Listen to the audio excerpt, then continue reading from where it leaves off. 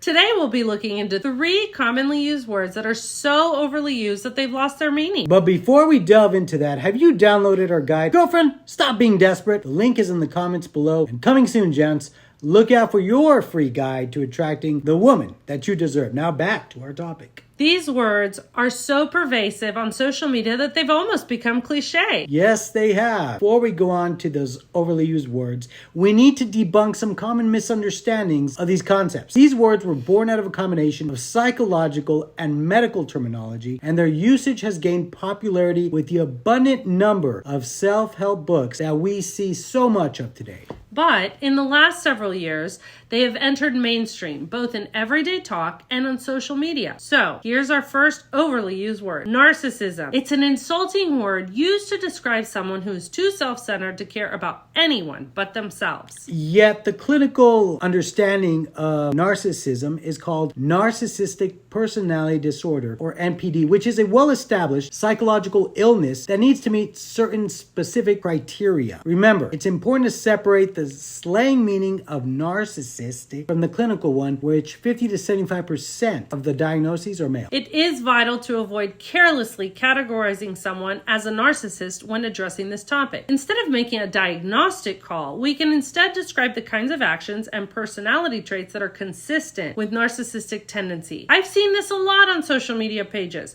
One in particular seems that everybody on this particular page claims that everyone's a narcissist. But again, even though people do awful things, it's not fair to label someone so broadly when oftentimes there's 3 sides to every story: his, hers, and the truth. Absolutely. And even as a counselor, I've heard many overused words. Now, going back to the official criteria, that person who is officially diagnosed needs to meet 5 of 9 characteristics. Those are a grandiose sense of self-importance, preoccupation with fantasies, unlimited success, power, beauty, a belief that he or she is special and unique and can only be understood by themselves, a need for excessive admiration, sense of entitlement, somebody who exploits others, a lack of empathy, envious of others, or a belief that others are envious of him or her, being arrogant and haughty behaviors or attitudes. The next overly used word, toxic. It seems to be thrown about to characterize all sorts of bad habits. Not every person you meet is toxic, even if the word toxic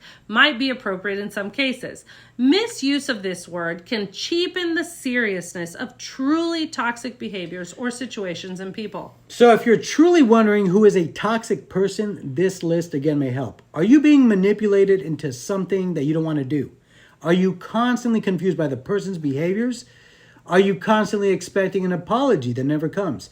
Or you always have to defend yourself to this person? You never feel fully comfortable around them, and you continually feel bad about yourself in their presence. If you answered yes to any or all of these, then more than likely you are dealing with a toxic person. Finally, and last word, gaslighting. It has received a lot of attention, particularly in contexts where emotional manipulation is being discussed. Gaslighting is a form of psychological manipulation in which one person deliberately undermines another view of reality. The term must be used only when this particular sort of manipulation is at play. Oh, fun fact, the term first appeared by a drama in 1938 with the same name. That is interesting. So, some examples include, I guess I'm a bad partner, you're overreacting, the respectful way is admitting to your mistake, or saying, what I did was wrong, and I'm sorry. I now see that this was a very important issue for you. Or, that's not how I thought it happened, versus, that's not how it happened. Or I'm sorry you feel that way versus I'm sorry I made you feel that way. The power of a very few well-chosen words and a shift in tone may completely transform a phrase. If gaslighting isn't your intention, make it clear to your partner, and it can lead to lots of misunderstandings. So in closing, it's important to know word meanings. By doing so, we may improve the quality of our face-to-face and online interactions. If we take the time to define and use words like narcissistic, toxic, and gaslighting correctly. We appreciate you being here today.